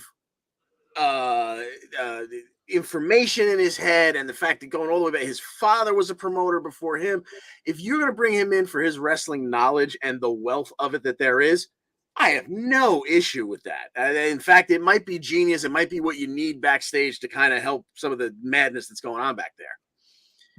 What the hell are you doing putting him on television in front of a camera and getting him involved in a major angle? Talking about how his family's fingerprints are all over the start of AEW and this, that, and the other thing. And, like you said, when he's done, there's going to be body bags here, there, and everywhere. And like, what the hell is it? Like, if he came in with a faction that he was like the J.J. Dillon of, okay. But him coming in and personally one-on-one attacking Darby Allin, one of their pillars over there, made no sense in the world to me. I'm sure there's plenty more coming, and it'll start to make at least a little bit of sense. But off the bat, I found myself looking at the TV screen going, why? What is happening here? The fantasy booking for me is Tony Khan's dad sold half the company to Double J because it's not profitable. So now Double J owns half the company, so he can start cleaning up the mess. And then it could be like him versus Tony Khan. But that's too good of a storyline for them. They're not going to do that. Probably. So, to be determined. We don't have any idea where that's going as it stands right now. But suffice to say, on 2 cards that we're going to have a whole bunch of title opportunities on it, that was a weird freaking way to start the week for AEW. Yeah. Rolling forward, we had Ricky Starks come to the ring and tell us he's going to be part of this Full Gear Eliminator tournament that we don't know a whole lot about at this point. Then we had Jon Moxley come out. He's got an Eliminator match, not involving the tournament, but with Lee Moriarty of the Firm. He beats Lee Moriarty pretty easily with an armbar, not even his normal Bulldog choke or one of his signature finishers. But Lee Moriarty's partner or cohort in the Firm, Ethan Page, was on commentary. And he actually was pretty good sitting in with the 12 people at the desk there. After the match, Ethan Page leaves the announce position, goes down to the match, and puts a big old boot right in Jon Moxley's face. He's already said he intends to win this Eliminator tournament and be the one who eventually gets to face Moxley or whoever the champion is at, I think it's Winter is Coming down the line. But we will get our first Eliminator action this week when the aforementioned Ethan Page takes on Eddie Kingston in round 1 of that Eliminator tournament that will culminate at Full Gear. John Smith, Ethan Page, Eddie Kingston. How do you see this one going?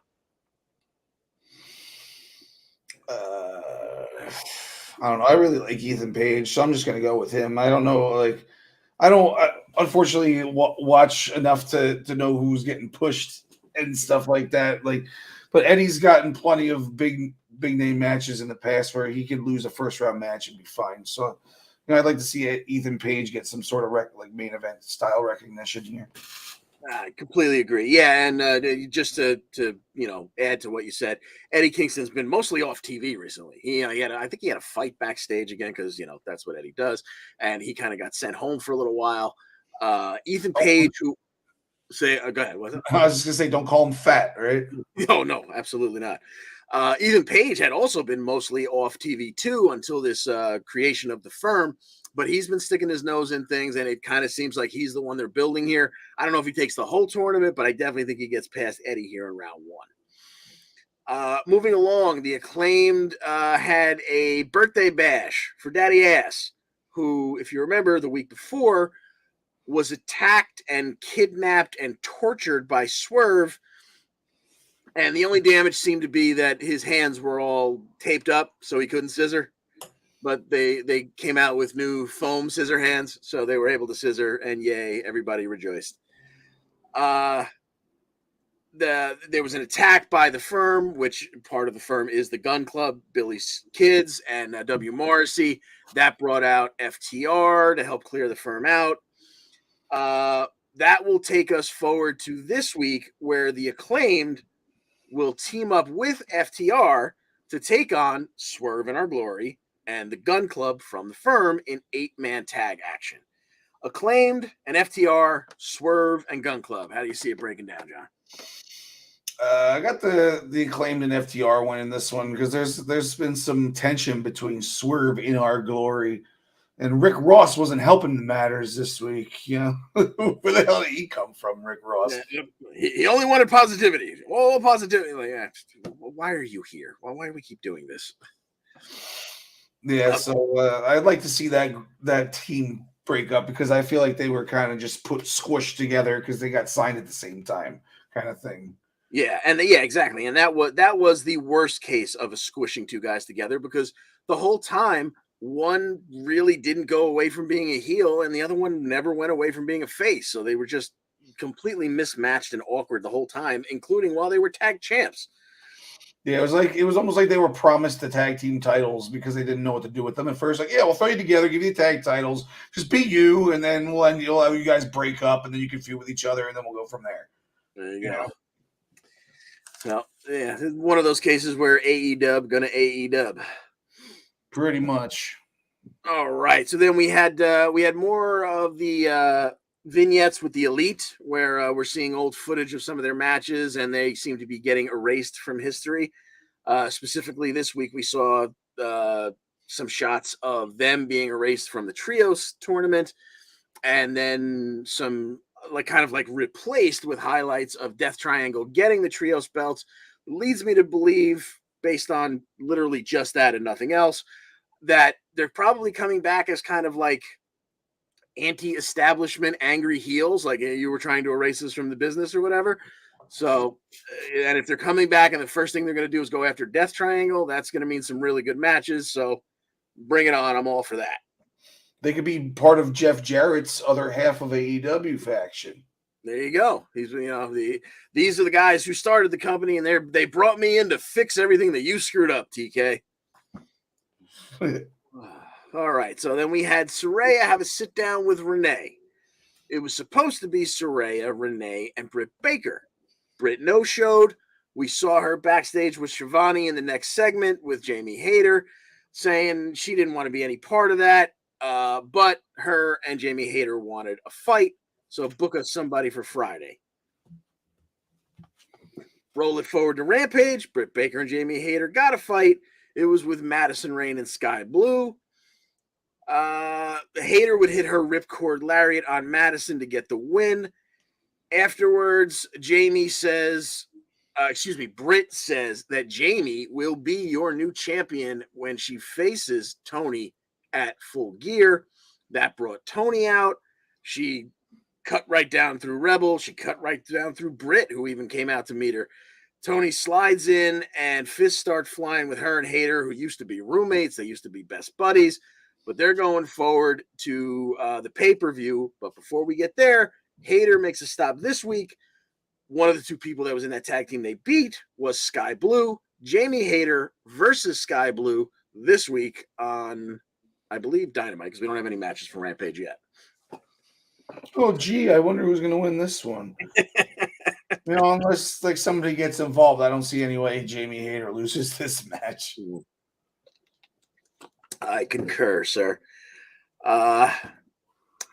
Staying in the women's division, Jade Cargill took out Marina Shafir, which I think is for the second time, to retain her TBS championship that she doesn't have because Nyla Rose stole it. Nyla was teasing her from the stage because she still has it.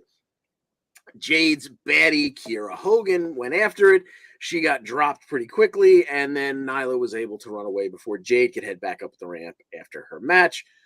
Rolling that forward, I imagine that's what we're going to see at Full Gear. The one really, my favorite moment probably of the week for AEW had nothing to do with anything that happened in the ring. We saw a vignette of Julia Hart and a bunch of body bags. It looked like, I was starting, I was like, oh, damn, is this how it's going to end? It seemed like she was burying the House of Black. You saw her zip up all three members, including, we had heard rumors that maybe Buddy Matthews wanted out. We know Aleister Black or Malachi Black wanted out, but they weren't going to give him his outright release, but they told him take a mental health holiday, stay away as long as you wanted. So, we didn't know when we were going to get them back. Well, I guess now that Zelina's back on TV, his mental health holiday is over and he's willing to come back because even though Julia Hart and a bunch of minions put these guys in body bags and seemed to put them in the ground, Julia Hart then set the grass on fire all around the, freshly dug and packed graves. And the last visual we saw was of Malachi Black jumping out of a pool of water like he was being reborn. So hopefully that means the House of Black is coming back in full force. Maybe he's going to be Malachi White. Ooh. Aleister White. There you go. Okay, so rolling it forward, we had a backstage segment with Renee talking to Death Triangle, leading up to Ray Phoenix's shot at the All Atlantic Championship. Pac, who had been cheating very recently, told his buddy Phoenix to use the hammer. It's his golden ticket. Rolling it forward to that match, John Smith, did he take that advice? Didn't seem to be that way. We got Cassidy versus Phoenix versus Luchasaurus. Obviously, there's no DQs in a three-way match like this. We start the match off by getting Luchasaurus out of the way so the two smaller guys can go at it for a little while. Then Luchasaurus comes back in and starts doing single moves to two guys at once. Just some powerhouse stuff where he's picking them both up at the same time and slamming them and all sorts of crap. Then he gets double teamed on for a little while again, and then he deposits who was it? He deposits Orange Cassidy or Ray Phoenix. I think he deposits Ray Phoenix off to the side, and he's got Orange Cassidy going up the ramp. Yes. And he's gonna choke slam him, it seems, into the covered up tables off the side of the stage, and then he gets hit in the back by Jungle Boy with a chair coming because they were right by the tunnel, the good guy tunnel. He should have done it by the bad guy tunnel. He would have gotten the choke slam off before it. Stupid. Yeah, stupid. The Christian Cage is supposed to teach him these things. Exactly. Jungle Boy then runs back up the tunnel, but only to just come running back out to do a crossbody onto Luchasaurus through the tables that were meant for Orange Cassidy. Orange gets back down to the ring, and him and Ray and Phoenix are about to go back in, and Pac comes out and hands the hammer to Ray Phoenix, who tosses it back to Pac because he wants to be legit and win it the right way. Steps right into an orange punch, Superman punch for the 1, 2, 3. And Orange Cassidy is still your champion. And then some music hits that I guess none of us really recognize because it's a New Japan guy. His name is, I mean, he's been around, right? Shibata. He was on an AEW pay-per-view once, I think, right? Yeah. I think he made an appearance at what the hell did they call that? Forbidden Door. Okay, so yeah, he comes out and he's got the best friends with him and one other guy, I forget. Rocky Romero, thank you. That's a name I like. Gun to my head, I'm dead. Yeah, so Pac obviously, runs away because he doesn't want any part of that, and he gets in the ring and hands Orange Cassidy a contract, which I guess is for what is this? North All Atlantic Championship title match. Yeah, so we're gonna get that. Last week was in Atlantic City, and because it was the All Atlantic Championship, they were calling it the All Atlantic City Dream Match. Cassidy could choose his dream opponent, and wouldn't you know it, someone walked through the Forbidden Door and just showed up right there at the end of his match. So they sign that, roll it forward to Friday, and we have that match between Cassidy and Katsuyori Shibata, who has a big backstory about how he had a terrible concussion that almost the brain swelling almost took his life. So him coming back and actually getting in the ring is a big, big story if you follow him. Obviously, me, and I'm pretty sure yourself, if you gave me 30 minutes to look at him, I know I had seen him before, but I would have never come up with his name. But apparently it was a big match, and everyone was very excited about it. It was for the All Atlantic Championship. It was in the beautiful and scenic Atlantic City, New Jersey. And these two had a great, great back and forth 11-minute match. But of course, it took like 3 orange punches, 2 of them like right in a row to put the man down. But he did. Orange Cassidy retained. Afterwards, Shibata offered a handshake. And Orange Cassidy not only accepted the handshake, but in the ultimate show of respect, bestowed his sunglasses upon Shibata. The ultimate show of respect. This character, I can't even talk about this character and not goof around, because that's what I do with the character. Oh God. So we also had another championship match, the Ring of Honor Television Championship. That was Samoa Joe and where the hell? That's the second one that I gave to you. Okay. So yes, we had Samoa Joe, and I lost my place again. There it is. Brian Cage. I knew it was another big man. Jesus. They were going at it for the Ring of Honor TV Championship. There's no Ian Riccaboni. I'll get to the reason later, but Bobby Cruz is there to do the introductions to give it that Ring of Honor feel. Cage wants no part of the Code of Honor, so for fans of Ring of Honor, that's a big deal. That's the way that one starts. Cage gets Joe up into a fireman's carry. Joe escapes down his back, locks in the coquina clutch, and when Cage bends down to try and kind of get him back up again, kind of like reach for a high crotch, went between his legs again. Now Joe was fully on his back, and he was able to pull him back down to the mat, got the submission win. But once again, just like the week before, this seemed to be more of a setup for something else. Gates of Agony came out and attacked Joe, which of course brought out Joe's new buddy for some reason, Wardlow. Embassy is, they run away from the site of Wardlow, but that gave Powerhouse Hobb the opening to jump Wardlow. And once again, the show ends with Hobbs holding the TNT title. So it's not booked for this week, so you got to presume they're going to hold off on that one all the way to the pay-per-view. So that's going to be some really nice big man violence down the road. Getting back to the reason Ian Riccaboni wasn't out there, he was there earlier on for the Chris Jericho versus the random Ring of Honor guy, former champion. It could have been, as Jericho said, could be a TV champ, could be a world champ, could be a tag champ, could be a woman's champ. He just wanted to embarrass someone from Ring of Honor. Well, to give you an idea of how things are going backstage at AEW, the person to answer that challenge was none other than Boom Boom Colt Cabana. A lot of people read a lot into that, and I'm sure most of it is true. But Cabana had a really good match.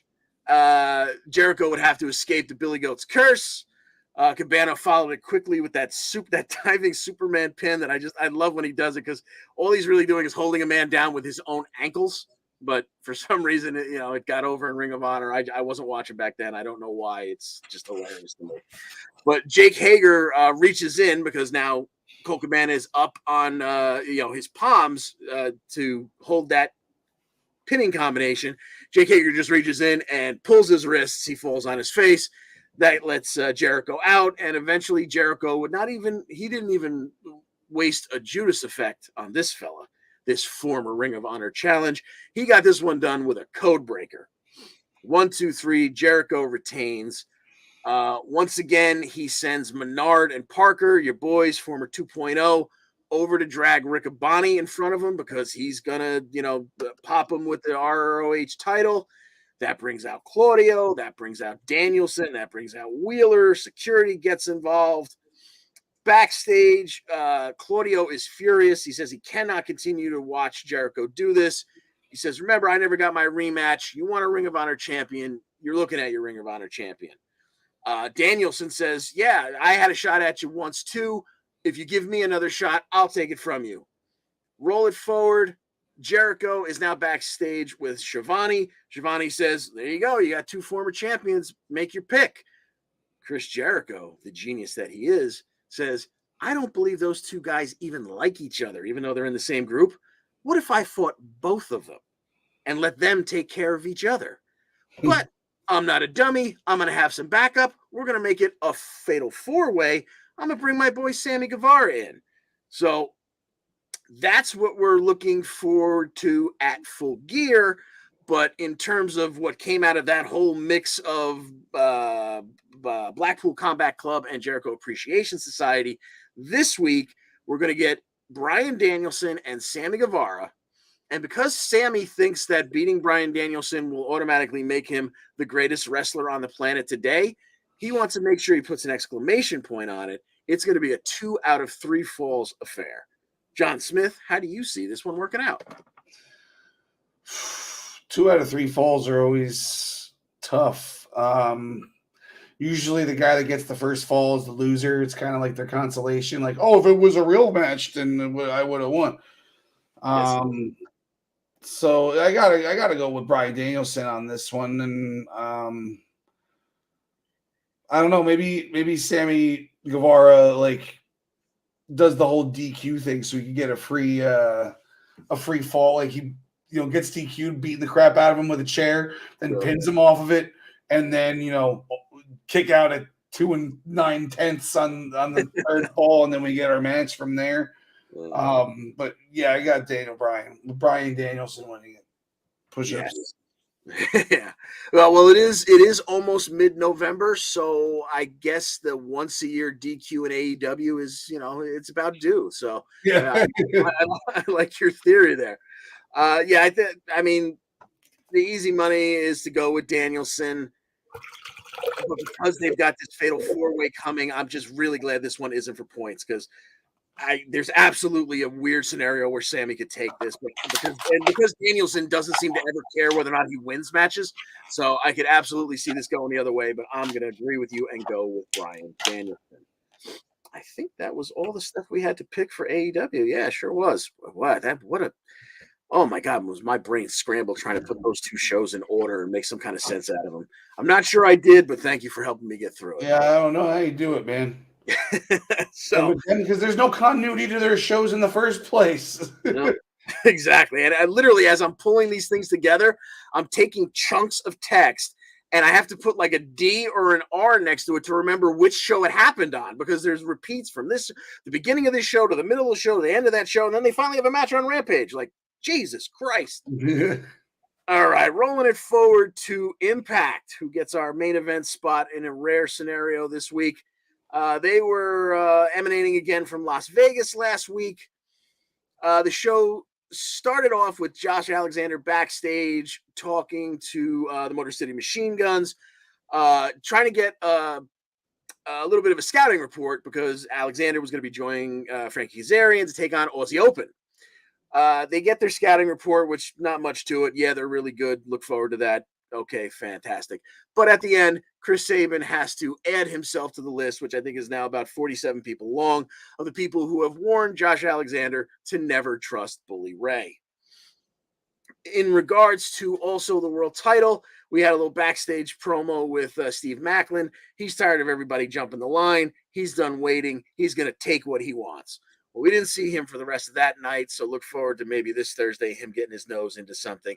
But roll that forward to the main event, which, as I said, was Josh Alexander and Frankie Kazarian taking on Aussie Open, the former New Japan Strong tag team champions who are back in Impact, and they want the Impact World Championship, so they wanted to take on the best. So they took on two halves of two of the best teams of all time in the world champ Josh Alexander and the former ex-champ Frankie Kazarian.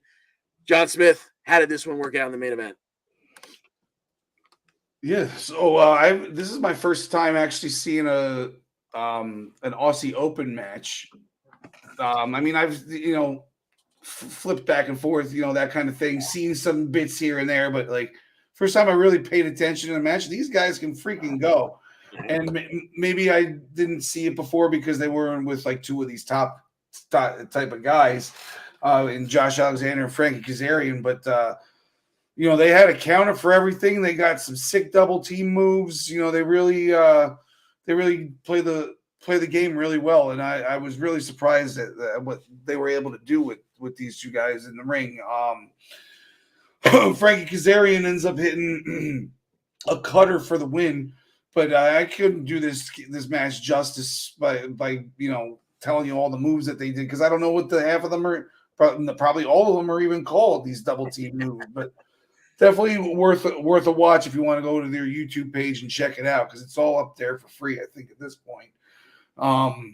But they come up with the win, the champ and his future challenger, and they shake hands in the ring, and everything's good. So there was no butting of heads at any point in the match. They didn't progress their storyline in that way, at least not yet. So it's still all about just like, don't trust Bully Ray, like almost like Kazarian is. It's like, all right, well, we all know that he's going to beat Kazarian on Saturday, so. Yeah, it's almost a shame, but yeah, like you said, Aussie Open are really, really good. Just a shame. It's a shame we didn't get to see their finisher because they never got to set up for it. The like double pump handle, blah blah. I can't even remember just how to describe it. I just know that they had a cool name for it. They called it the Coriolis. At one point, they had him up in like a razor's edge, but the guy was reversed, kind of like what Lance, what's his name, does? Archer. Lance Archer does. Yeah. But then the teammate comes off the rope and shoves the guy's legs, so the guy flips over and lands on his back. And it's like, what the hell did I just see? Like, there was like 4 different moves like that in the match. Yeah, they have a hell of a repertoire. It's gonna be something new, Yeah, it's gonna be fun to see them probably run through that tag team division. I like to see them in the ring with Speedball. Yes. Yeah. Speaking of which, we'll hold off on that just so that I don't want to wind up talking for the next half hour straight. So Sami Callihan and Eric Young went at it. It was the first time ever for them. We didn't get much satisfaction there because it ended in a DQ when the yellow hoodied minions, which I guess they're now calling the Army of Violence, surrounded the ring, eventually attacking Sami, causing the DQ. 2 of them were unhooded to reveal that they are Allen Angels, formerly of the Dark Order, and Big Khan, formerly of the Ascension, for you NXT fans from 5 years ago.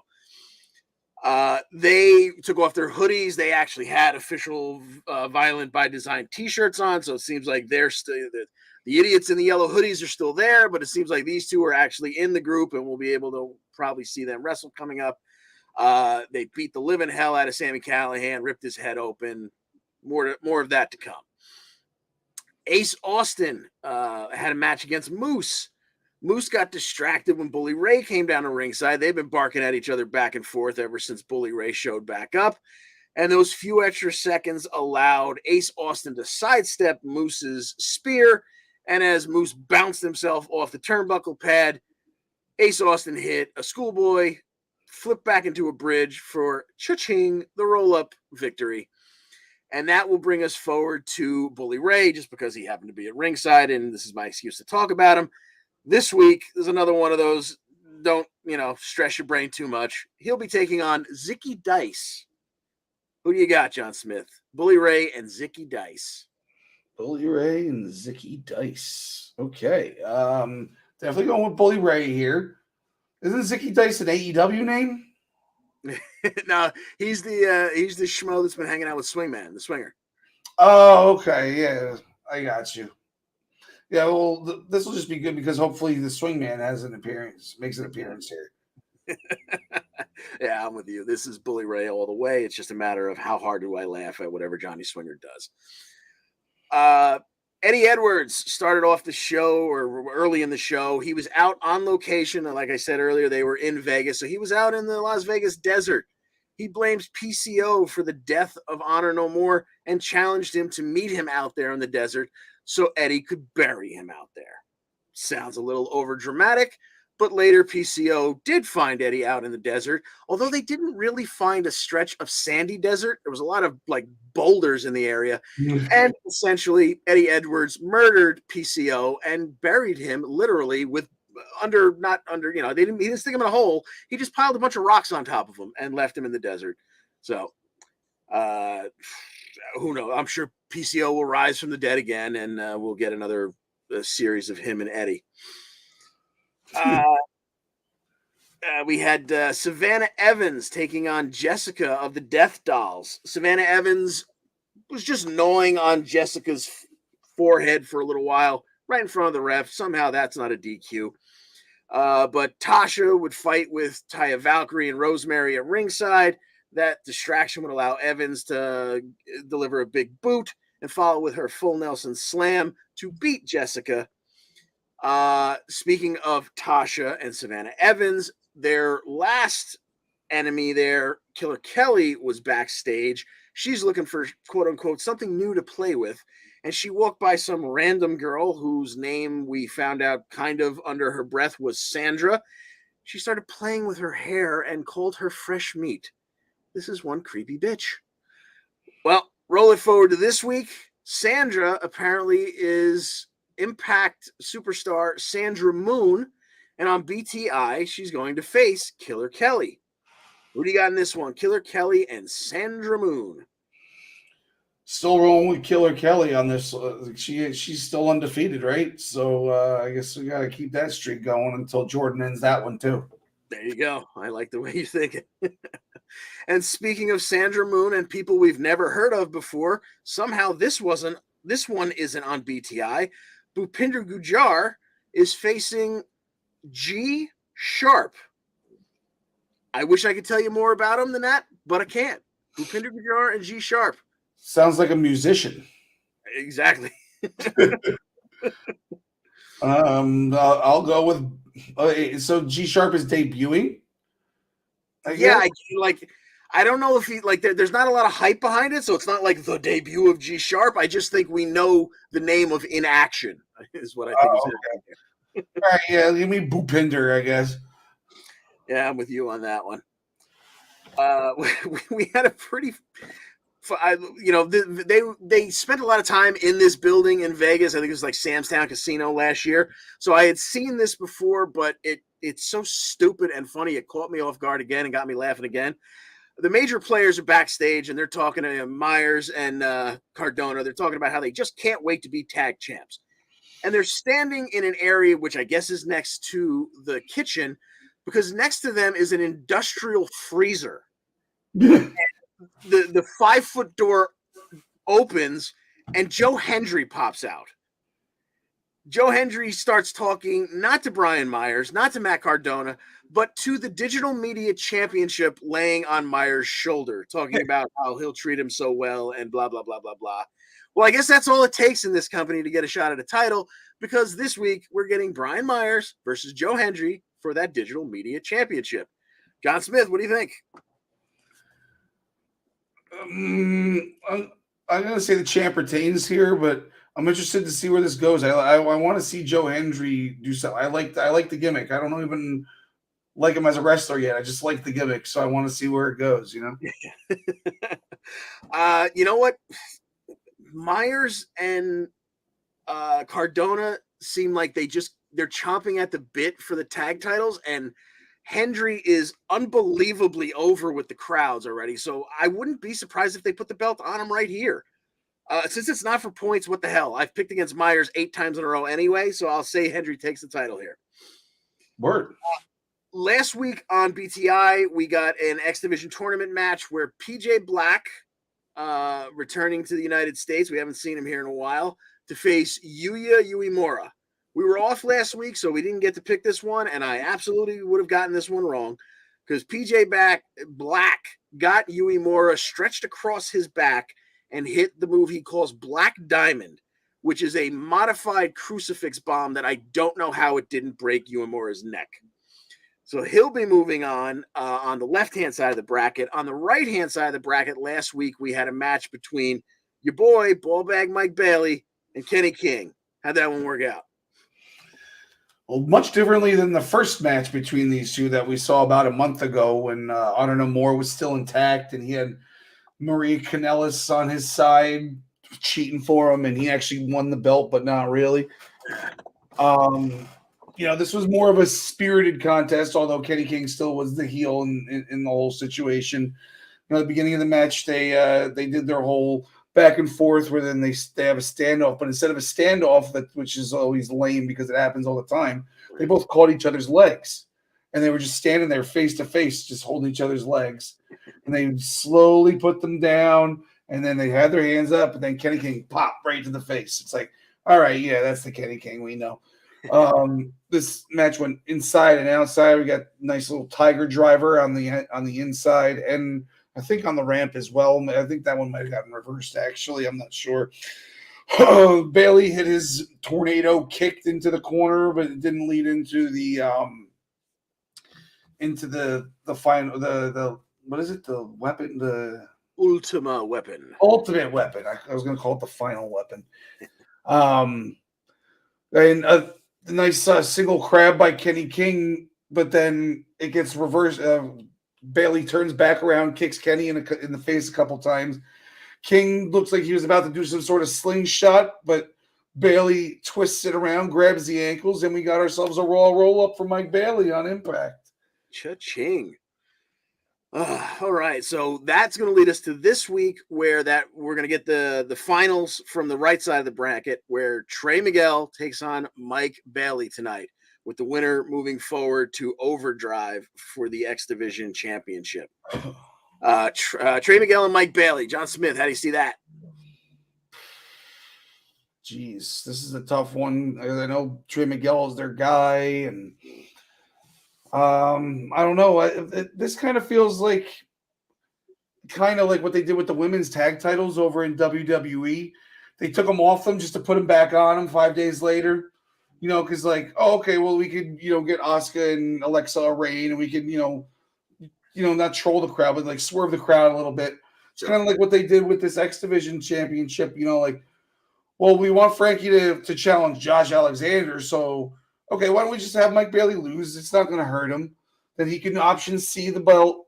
Then Mike Bailey can just win it back in the tournament. So I'm thinking maybe that's what the way they were thinking all along. Like Bailey wasn't technically supposed to lose his belt in the first place. So right. I got him taking out Trey Miguel, but get your popcorn ready for this one because the winner is me and all of you on this match. You, sir, are 100% correct. Yeah, and I mean, basically my biggest comment on this match is how the hell is this not the finals? But yeah, I agree with you. I think Mike Bailey moves on here. Jumping ahead, we had Giselle Shaw handing out pictures of herself walking around with Jordan's title last week. But the first people she showed it to was Vexed, and Deonna and Chelsea didn't like it because they thought that her screwing around at ringside is what cost them the match last week, and they wanted to send Mickie home and retire her. Well, one of them is going to get another shot this week as Mickie James is taking on Chelsea Green. It's still the last rodeo, so if Chelsea wins, Mickie goes home for good. John Smith, who do you think comes out of this one? Mickie James, Chelsea Green? Still don't think it's Mickey's time. I got her taking this one. I can't really think. I think she ends up winning the belt at some point. I mean, although we can't really, bet against Jordan after what she did to Masha Slamovich, but like, it seems like that's because she's still really good in the ring and she can still talk. So I don't see why her career should even end in the first place. So I'm thinking that's going to be the end game. Is she's the champ for a while at some point. Okay. I like the way you're thinking there. In terms of just this week, though, I 100% agree with you that Mickie James moves on through this one. Probably Deanna tries to get involved, and the next thing we see is Mickie James versus Deanna because she'll obviously be at ringside with Chelsea. But Chelsea banned from ringside or something. Exactly. So definitely, I see Mickie James moving on. And once again, out of that same storyline, like I said, Giselle was walking around with pictures of herself with the belt, which pissed Jordan off, and she said, if you want to come try and get this belt, let's do it next week. So this is going to be our last pick of the week. The Knockouts Championship is on the line. Jordan Grace taking on Giselle Shaw. What say you, John Smith? Oh, it's Jordan Grace. No, you don't even have to think about this one. It's going to take a while.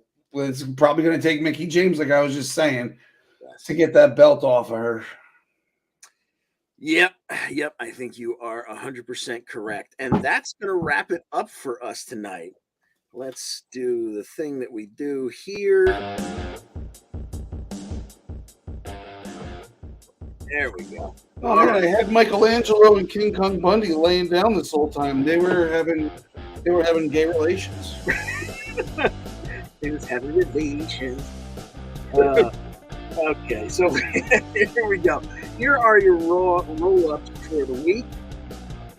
If I can find them, that's the start. And here are our standings after the pay-per-view. I swear it wasn't because I've fallen out of second place into a distant third that I forgot to put this one up. But anyway, Brian Roy is still on top. Al Karl has leapfrogged me, and the rest of us are in a traffic jam for not first place. The Raw roll-ups from this past week. Ladies and gentlemen, Brock Lesnar is now and forever forward on the Raw roll-up list. And that takes us for the week. AEW's lead is down to 4 over Raw, with Impact not terribly far behind. Xavier Woods still leads most wins. Miz still where he belongs with most losses. The Primetime Rundown. Where is that graphic? Boom! Primetime Rundown is back and in its usual day and time. Join us as Joey Derzinka, Ian Schreier, and Mike Zabo return on Friday nights at 7 p.m. Eastern Time with everything you need to know about the world of sports. Let's take a peek on how we did against the folks of the Primetime Rundown. And we had a good week, but kind of, sort of, so did they. We picked up 1 in the loss column. It's not looking tremendous. But it's only halfway through. That's true. 9 weeks over, 9 weeks left. So all we got to do is do to them what they did to us for the first half. That's right. Yeah, there's a long way to go, and it's going to get real tough to pick teams at this point because a lot of teams got burned up. Yeah, I think Al started 0-5. I started 1-4. We're getting there. Yeah. Okay, do you have an interest in becoming a sports reporter? You want to be asking high-profile coaches and players questions in person? Are you a college student looking to break into sports media industry and looking to write about your favorite team? The Eastern Observer is looking for interested candidates to join the family for college credit. Look no further, aspiring writers, social media specialists, content creators, etc. You can inquire, by emailing eosports3@gmail. We're looking forward to having you join the Eastern Observer family. And the Black Cats NYC, they are the official band of the Eastern Observer. Wherever you get your music, you can get their album, Free Cake. It's out now. Play loud. As always, the Essential Wrestling Podcast is sponsored by ProWrestlingPickup.com, the internet leader in sports entertainment picking tools. Join us in the EWP public pool. Play against us, or create a private pool with you and your friends. PWP.com, play against your friends, play against the universe, and you know the rest. That's going to do it for us this week. Join us again next week for episode 126 at 5 p.m. on all these viewing options where you are consuming us right now. And while you're there, watching and listening, please make sure you like this episode and subscribe to the Eastern Observer to make sure you get our updates on all our shows and news articles. Because as Al loves to remind us, it is indeed all about the algorithm. John Smith and King Kong Bundy. Have we missed anything? You have any parting words in general? I saw a picture of King Kong Bundy with hair the other day. It was really weird. I saw that one too. How weird. Yeah, because it looked like it looked really good. Like, why'd you even shave your head in the first place? You had a full head of hair. Like, you went with the look. I mean, this is an iconic look, so I'm not, playing Monday morning quarterback for the guy or anything. But you look pretty dapper. Exactly. That was definitely a promoter getting in his ear because he had no reason. He didn't look to be losing any of it. Yeah. All right, that's going to do it for the week. Alexa Bliss, we love you. Larry Steve, always in our hearts. And hey, jeez, did I really lose this one again? What, Zaya? Yeah, where did Zaya Brookside go? I don't know. Maybe I accidentally erased her. Anyway, my joke was going to be that the two people on the other team that took the Bills and the Packers. There you go. Yeah. All right, there it is. That's the end of our show. Thanks for joining us, and as always, we wish you the best in all your future endeavors. Peace.